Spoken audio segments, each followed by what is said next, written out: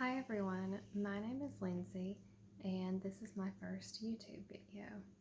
I decided to start YouTube because a lot of things are starting in my life.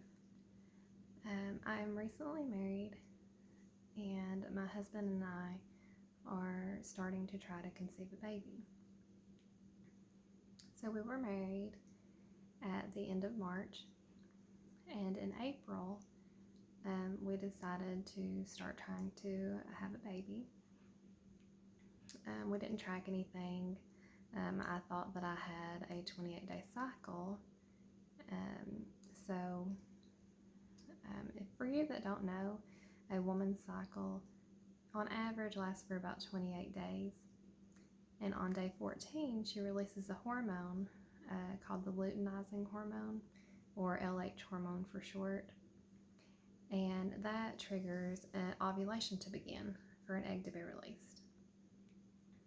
So we were basing conceiving in April off of a 28-day cycle, and turns out that I ended up having a 30-day cycle that month.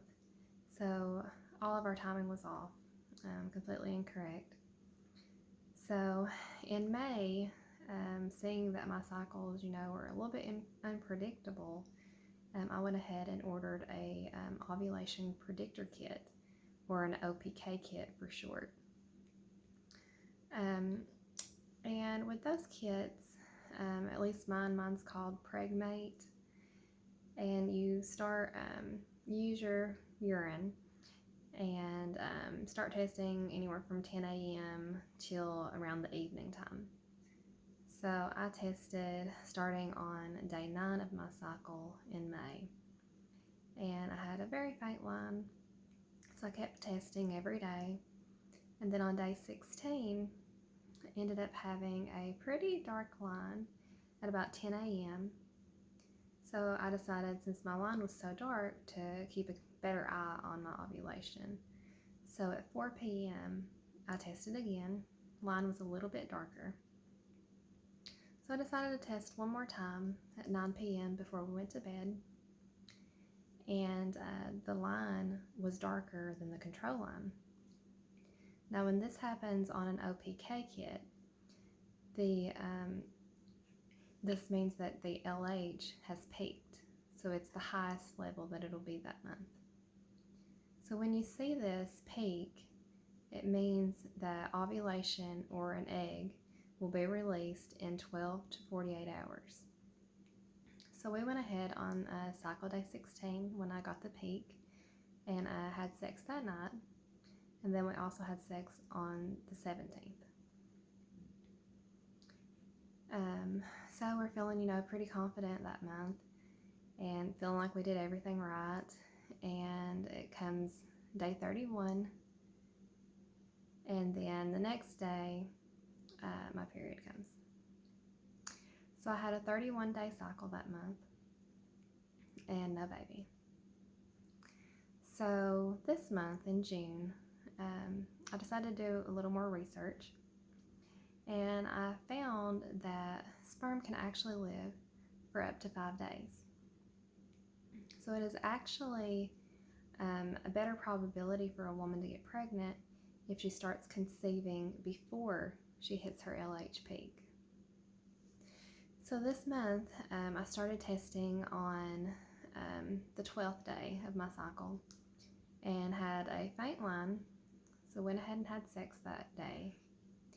And today is actually cycle day 14. Had a little bit darker of a line. We're going to have sex tonight.